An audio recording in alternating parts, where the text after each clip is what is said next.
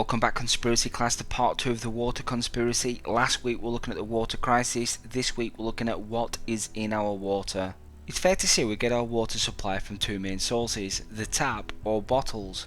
Now I'm going to break this down into two different sections. I'm going to start off by looking at tap water. For most of the world, the easiest way to access water is via a tap. Yet you'd be surprised how many people do not drink water straight from the tap. They boil it first or run it through filters. Now why would they do this?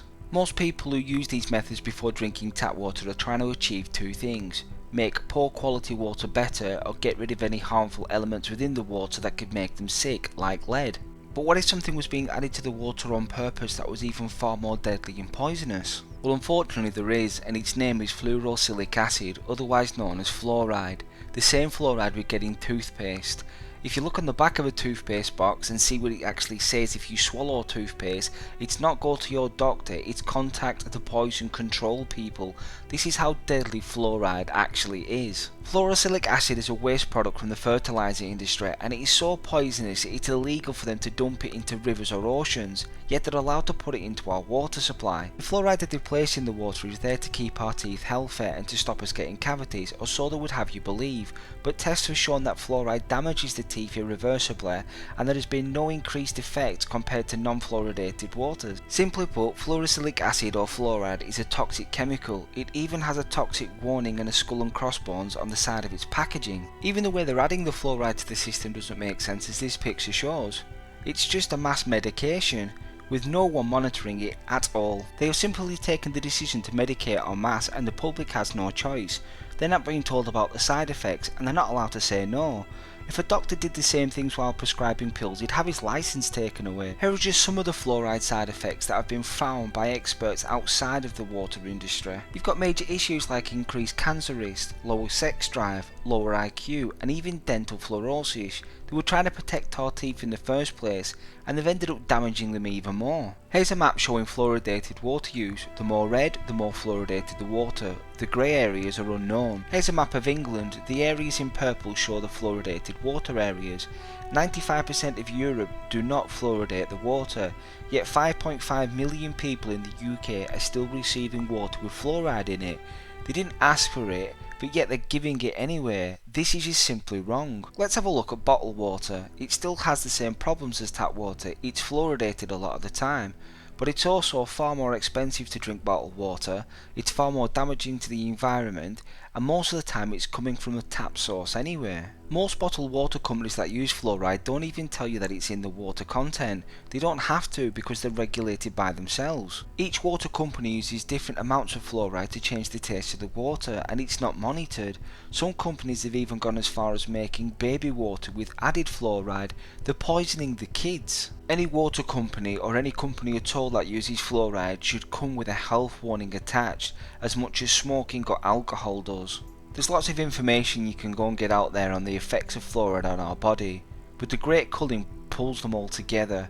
There's a link in the description below to the full film, but here's the trailer.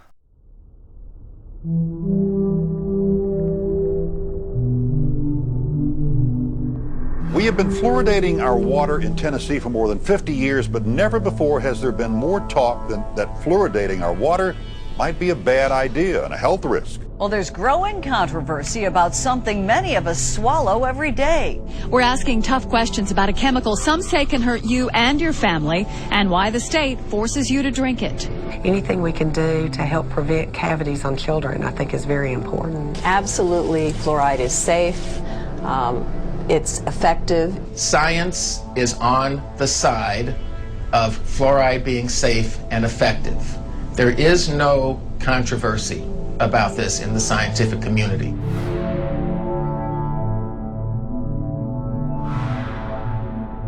If it's such a simple issue, how is it that it's still going on after half a century? I remember it being debated when I was 30 years ago. And it's continuously debated.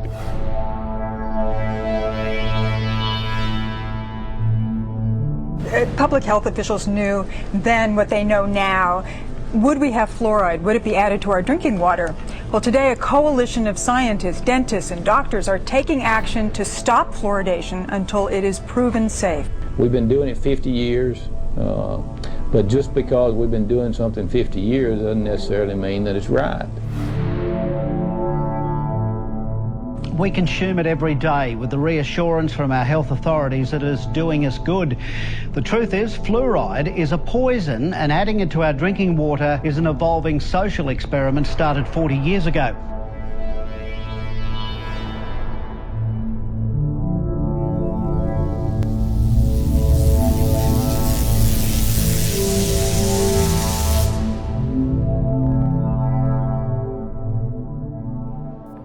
Once you start to research fluoride, like I had to do for this episode, it's clear to see that it's not the best idea putting it into a water supply. But how do you avoid it? You can get filters, but it doesn't remove the fluoride completely. You can also go online and get lists of bottled waters that don't use fluoride, and toothpaste also that don't use fluoride. It's not the easiest thing to get around, but it's definitely worth looking into. You could also check your local water supply to see if they're fluoridating the water. Water should be kept as pure as it possibly can. I'm not saying treatments shouldn't be used, but we should be given the full details, and then we should be allowed to choose whether we want those treatments to happen. It shouldn't be forced on us. And bottled water companies need to be monitored more carefully. It's simply like letting the fox look after their hen house. You just wouldn't let it happen. Really hope you enjoyed these last 2 episodes on water, and it's opened your eyes to something we probably all take a little bit of advantage of every day. Don't forget to like and subscribe for future Conspiracy Class videos, and join me at Twitter, it's @ConspiracyClass. Next week I'm going to be bringing you another top 5 video, but for now, class dismissed. Yeah.